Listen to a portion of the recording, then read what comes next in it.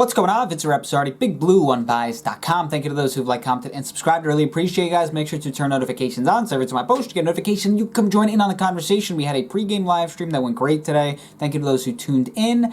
But I'm about to talk about a Giants victory. The Giants finally won their first game of this season today against the Washington football team, 22-19. We'll talk about Daniel Jones. We'll talk about Leonard Williams, Fackrell, James Bradberry, and the weird complaining after the game on Twitter. So we'll get into that. So let's talk about the weird complaining. After the game, a lot of people were complaining that it wasn't a good enough win for the Giants. It was a sloppy win. It wasn't a good one, right? It wasn't a good win.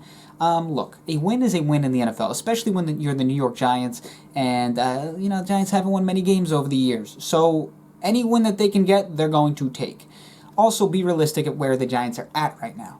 They entered Sunday's game 0-5. What were your expectations? That they were going to dominate Washington? They were going to win 40-0? I mean, they're 0-5 for a reason. Now, they played some decent teams, and they played some close games, but they're still 0-5, so what did you expect? They're a rebuilding, developing team. So you need to be realistic when it comes to your expectations of them. I think many people going into Sunday's game thought either team could win. Washington could win, the Giants could win. So the fact that the Giants won, whether by 1 point or if they won by 40, a win is a win. And for the Giants, they'll take any win that they can get.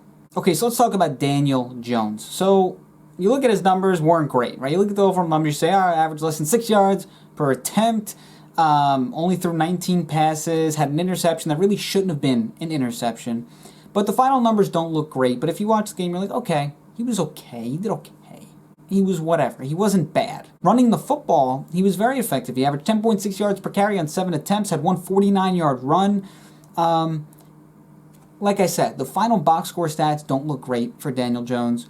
But the Giants won the football game. And I think for a young team, you build some positive momentum. A lot of people want the Giants just to tank and get the first pick. But with a young team, you need to build some positive momentum. Okay, and even if Daniel Jones' box score stats don't look good, the Giants won the football game. You saw him on the sidelines in the Tate Crowder touchdown, and he was pumped. He was really happy. And sometimes stuff like that happens, and a quarterback, finally, there's a little less pressure. They finally won a game. Maybe he plays a little bit more relaxed, and he plays a little bit better. We'll see. But Daniel Jones ran the football really well. It was okay when throwing the football. Obviously, like I said, had the interception, less than 6 yards per attempt, not great. But the Giants won the football game, and at the end of the day, I think that's huge for Daniel Jones.